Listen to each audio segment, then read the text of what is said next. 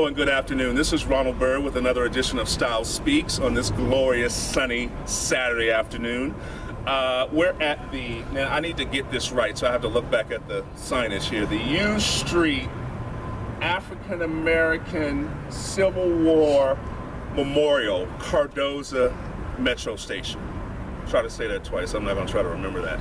But I need to get that right because I was all mixed up with the directions. But kind of midtown, downtown DC. But I have a great, enough about that. I have a great treat for you today. A really nice gentleman who's going to tell us about where he get these bow ties from, because that's really kind of one of the first questions I want to ask him. But we got Mr. Vance Henderson here. Thank you for being with us. Thank you so much for the opportunity. All right, definitely. Where are you from, Vance? Originally from Atlantic City, New Jersey. Okay, well, that's not too far away. No. Actually, a little town right outside called Pleasantville, but you know, people don't recognize Pleasantville when you're traveling, so they usually can recognize Atlantic City. Okay, isn't it a TV show named after that? What, Pleasantville? Pleasantville? Did that have anything to do with Atlantic City? Few movies, and I always say it has no relation to. Oh, okay. Okay, cool. Well, you know, as I promoted you all month, I know that you are a mixologist. Do you call yourself? Okay, no. What's the term you use? There's a great debate. I just make cocktails. Okay, you're okay. I enjoy working just a with fancy word for a bartender. Do we just call him a bartender? A mixologist, and what's the other term you got on your? You use craft cocktails. Just I like to work with ingredients. Okay. No. On your Facebook page, it's you have a title. Oh, at the beverage manager. Okay, and then something else is on there, but it'll come to me. Sure. But anyway, so what does all that entail? What does that mean for somebody who doesn't drink? For someone who doesn't drink, pretty much it's more terms for a bartender. Okay. I'm not necessarily behind the lifestyle is something with lifestyle event or something management in there. Okay, but anyway, right. For the restaurant that you work at, I'm trying to get all that in there. But go ahead. Cuba Libre Restaurant Rum Bar, 9th Street, 9th and 8th Street here in DC. Okay. I've been with them 3 years. Actually started behind the bar as a bartender. Okay. Kind of moved to management, and now we're kind of on the developmental end. Okay. With creating the cocktails for menus and different specials. Wonderful. Yeah, I posted your photographs and you mixing cocktails, and you do a little cooking too. I do. You do a little cooking. I actually posted one of those, and I got a lot of feedback from some female friends of mine. Oh, he cooks too. He does. He cooks too. That's a plus. Who is he, Ronald? Who is he? So hopefully they'll be all tuning into this interview. But you know, everybody likes, you know, somebody who can do a lot of things well, and it seems like you do a lot of things well. And other than, you know, mixing cocktails and preparing dishes, and you seem to be very involved in that. But we're going to get into the style piece of that. As you work with the public and do the promotions and, you know, working in a restaurant and kind of moving up through management, how important is it of you to just kind of put that fashion face forward? It's quite important to be able to find your own place, you know, kind of your own footing, what is new to you. And it's funny when I'm flattered when people say that I'm actually into fashion, because I don't necessarily consider myself, you know, to be so into it or to actually know what I'm doing. Right. If I see something that I like, you know, I'll pick it up. Now, what I will say is that I've become more adventurous in things that, you know, I choose to wear different pieces that I might not have been so apt to wearing, you know, when I was in New Jersey or when I first came to DC in 2002, but through friends and through travel, clearly through, you know, the whole beverage industry, the whole food industry, and be able to meet people, it kind of all plays together. So I've kind of stepped out and branched out and being able to be more creative when it comes to cocktails, more creative when it comes to food and beverage, more creative when it comes to, you know, wake up in the morning and figuring out what it is that I'm going to wear. Right. One added piece to the restaurant is the fact that we do nightlife on the weekend. Nightlife. That's the title I was trying to figure out. Okay, go for it. So, clearly it's a Cuban restaurant. Okay. On the weekends we do salsa. Right. I'm gonna make it down there on one of them salsa dancing nights. Yeah. Yes. Okay. Oh yeah, absolutely. I'm really big on it. I just haven't been down there yet. I knew that you all did that. I haven't been down there yet. Cocktails, dinner, and dancing. That's what you got to come and do. Okay, please. All right. Okay. So y'all heard that. Y'all heard that on him. Okay, I'm gonna be waiting for the inbox or email invitation. You've got it. I'm serious. Without question. All right. Go ahead. So it's kind of been a kind of leaps and bounds every day to be more creative and more adventurous in all of those realms. I kind of tie them all together. So the fact that we have the nightlife piece on the weekends, people come to the club, although we don't necessarily call it a club, right. and they dress up. Right, it's all absolutely. kind of type of fashion. So when it kind of plays into, my weekend, what am I going to do this weekend? What bow tie am I going to wear? What shirt? Right. So that kind of Well, that's pretty cool, and that's kind of sort of part of the reason why I selected you to be on this feature, because I knew that. I mean, and you seem to involve yourself. You seem to be a very much of a people person, and I know working in the nightlife genre and in restaurant and food and liquor, you interface and interact with a lot of people. Absolutely. So presentation is obviously very important to you. And you present yourself well. And thank goodness this guy, I don't have to look down on him, because I always seem to have interviews where I'm like towering over people. I'm like, Ronald Byrd, how tall are you? You're always like towering over all your guests, and this guy's like tall, so that's a good thing. So thank you for that.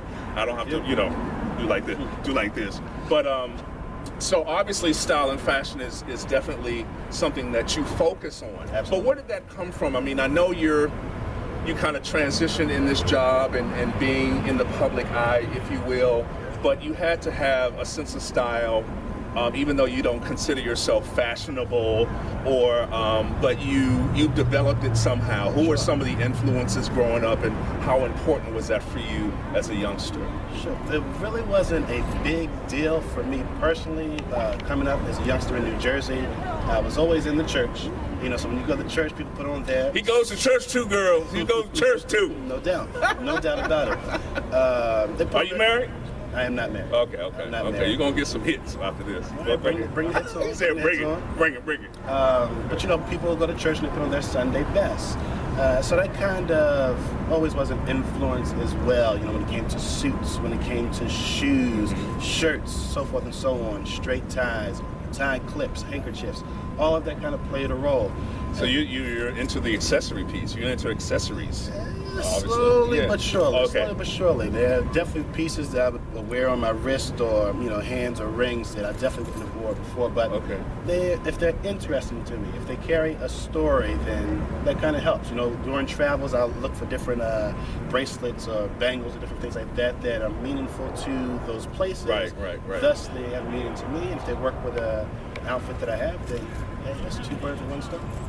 That's a really interesting comment on that, because I meet a lot of people who and I kind of tell this story. I mean, my grandmother was a big influence on me.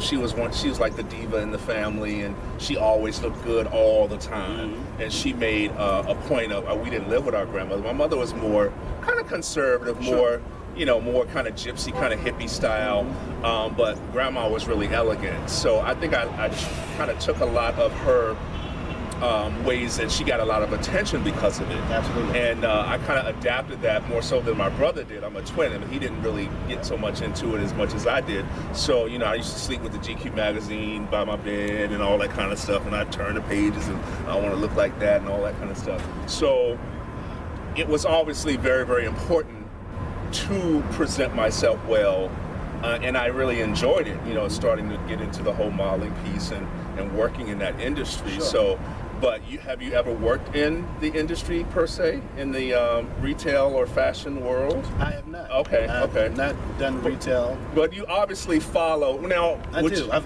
had many friends who worked in fashion. They created pieces, whether it was suits. We had Shaka King, who was here in DC. He's going down. I had a friend back in New Jersey, Sapatha McEwen. Absolutely awesome when it came to creating different pieces.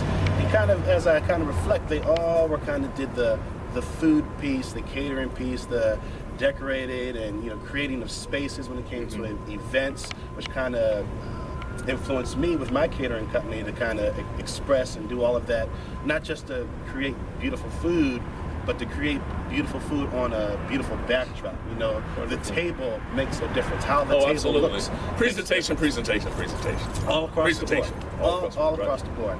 But I can't have to piggyback off you. My grandmother, although she didn't go all out, she makes a point to be fly wherever she goes. Right. And my great grandmother who lived to be 99. Wow. I mean, she was on point till the end. Right, you know, she made all of her dresses. Wow. All of her outfits. Wow. I mean, from scratch. And again, that has passed down to me because I will hem some pants and patch holes. Me too. My grandmother taught me how to sew. I'll get down with it, brother. Yeah. So. That's great. That's great. I mean, that's really exciting to me. I love to hear stories like that, man, because a lot of the people that I talk to, I mean, and I was just asked just here today, you know, what's the criteria for talking to me? I think a lot of people think that I seek people who are in the industry, but I mean, I kind of think that's boring. Everybody, even though everybody has their own individual story Absolutely. to tell, everybody has their own individual fashion sense, whatever that may be.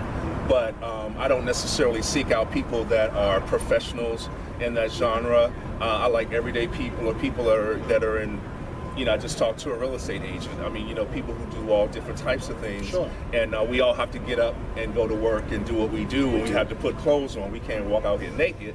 So what makes you kind of develop or enhance your own personal style? You know, what are some of the things you're looking at, and where do you get some of your creative senses from?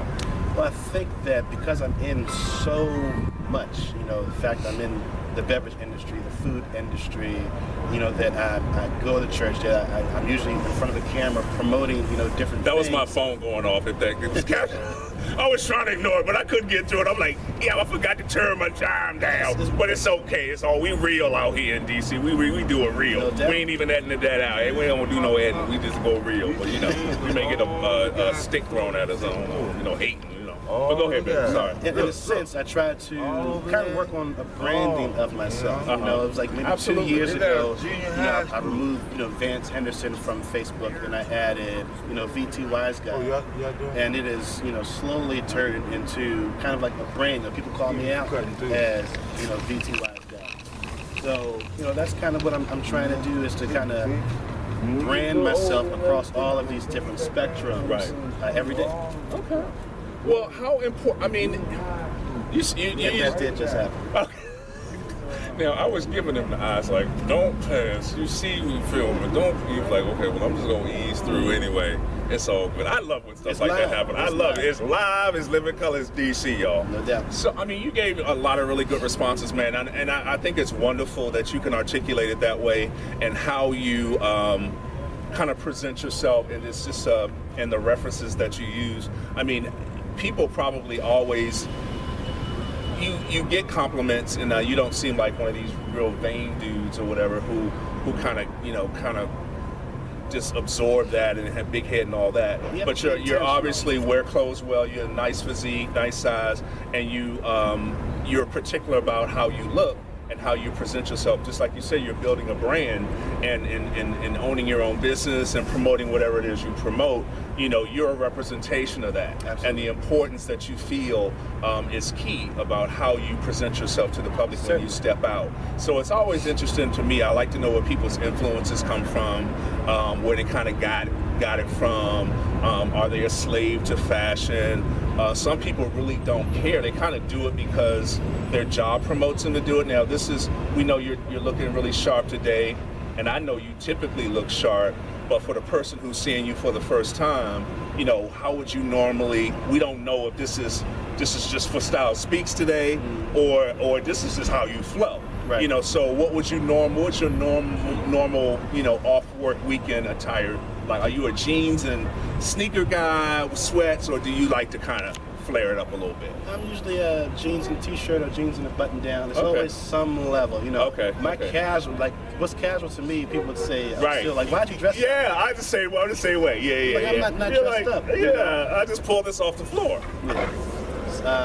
But no, I'm just very casual. Like, even during my matriculation at Howard University, Right. you know, they would say, y'all go to Howard, y'all dress up to go to class, you know, down south. Yeah. Well, this Just ain't what it dressed up. You ain't seen dressed up. No. I can dress up for you. I'm trying to tell you. Well, that's wonderful, man. That's some really good stuff. Well, tell people how they can get in contact with you. I know you're branding and promoting and all this kind of stuff. I want people to kind of, because I'm going to make sure I get that invitation. Absolutely. But I want people to come and find you and get a sample of what you do. So certainly, give out your information to absolutely. everybody. I am at Cuba Libre Restaurant and Rum Bar here in our nation's capital, Washington, D.C., on the corner of 9th and 8th Street Northwest. You can come and see me there anytime during the week.